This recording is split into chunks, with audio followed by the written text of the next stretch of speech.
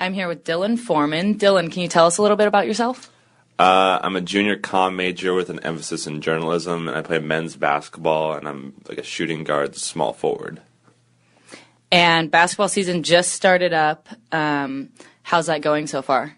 Well, last year we're looking to carry over kind of the success we had with the team we had last year, and so far we've had 2 exhibition games so far. Almost beat Seattle U, lost by 11, played Central pretty well in our first exhibition game. So overall, our team's looking pretty solid. A big question mark was whether we're going to be able to have a big man, and luckily Garth West, a 6'10" senior, has been able to step in for us. And everyone else in the lineup and the rotation has definitely improved. So outside of basketball, you kind of have a big name, big reputation on campus.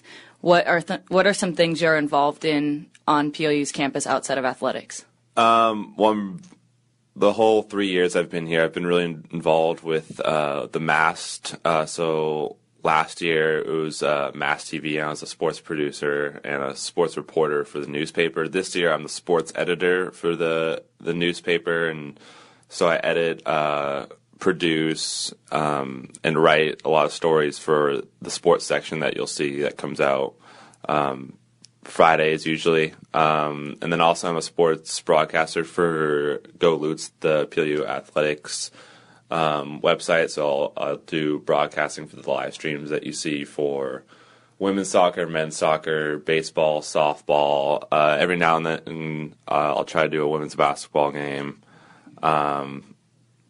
Unfortunately, I don't get to do men's basketball because obviously I'm playing, and that's the number one sport I like to do. But that's been fun. So you have a lot of experience in writing and reporting, and I know you had the opportunity to intern this summer. Where was your internship, and kind of take us through what that was like? The internship was at Premier Media Group, and so it's in Tacoma, kind of near Ruston Point, near the water.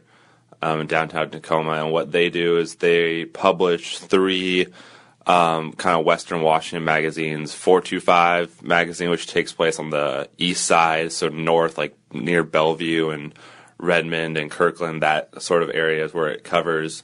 425 Business, which is like the business, looking at the businesses on the east side and talking about them, and then South Sound magazine, which covers like the surrounding Tacoma area, so everything south of Federal Way, all the way down through Washington to Oregon, or to the Oregon border is kind of fair game. And so I got to write.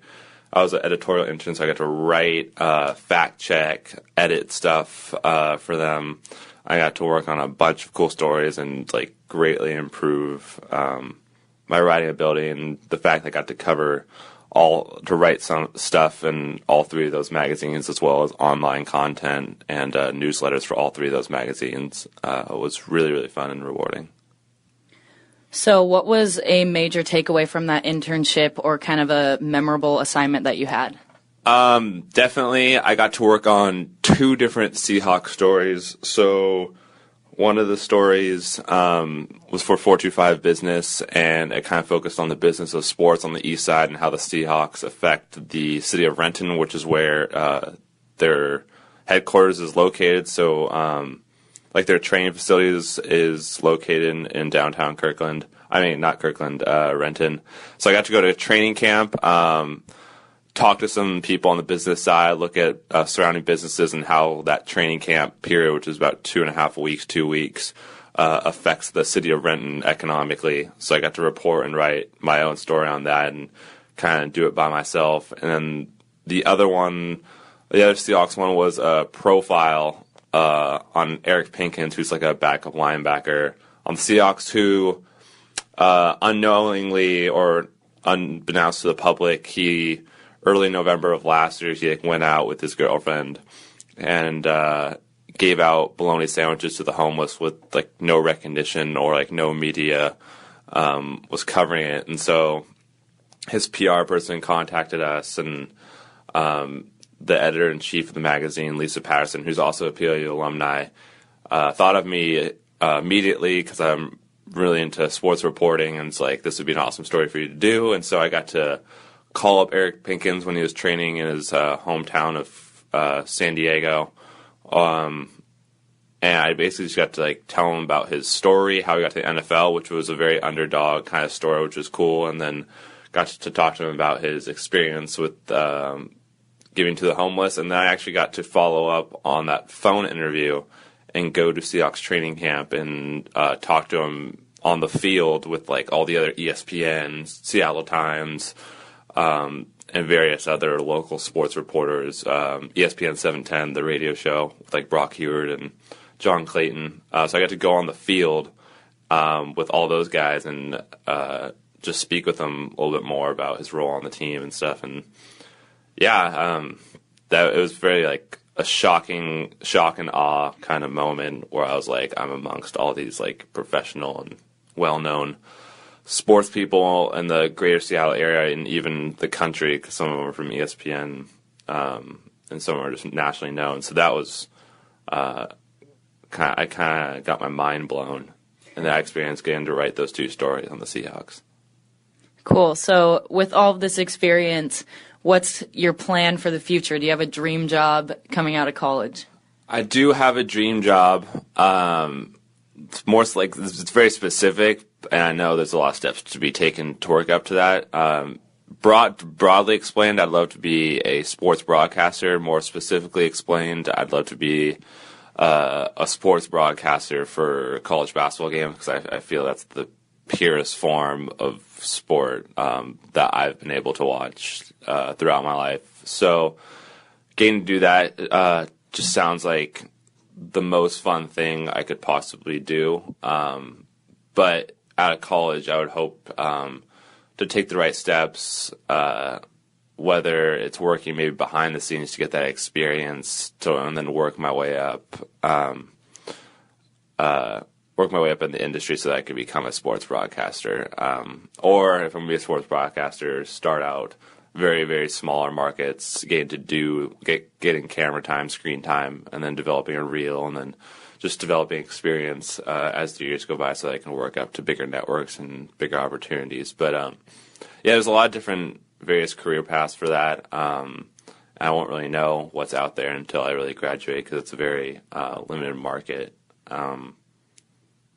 limited job opportunities. But yeah, if I could make that happen, that'd be really fun. So kind of to wrap things up, your men's basketball team heads over to UPS this weekend to play in a tournament. What are you expecting from your opponents? I know one of them is hitting the top teams in the nation. What are you expecting from them? So Friday we play St. Thomas, and Saturday we play Evergreen State. The Friday game against St. Thomas is a big one. It's our first Division III opponent. On Wednesday we played Multnomah, which is an NAIA team. But Friday is our first Division III test, and St. Thomas is the defending national champions from last year, and so that will be really, really fun to see how we stack up against a team that's in our division, at least. And,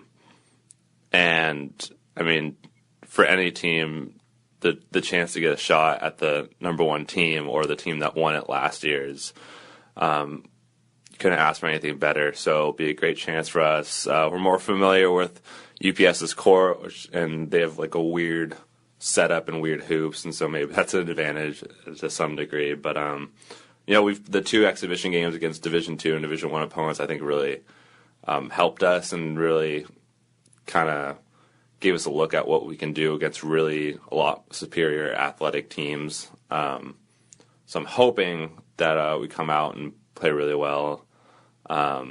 So far we've looked good, and even when we haven't shot well or anything like that, against bigger and better and more athletic opponents. So hopefully we could match up well against St. Thomas.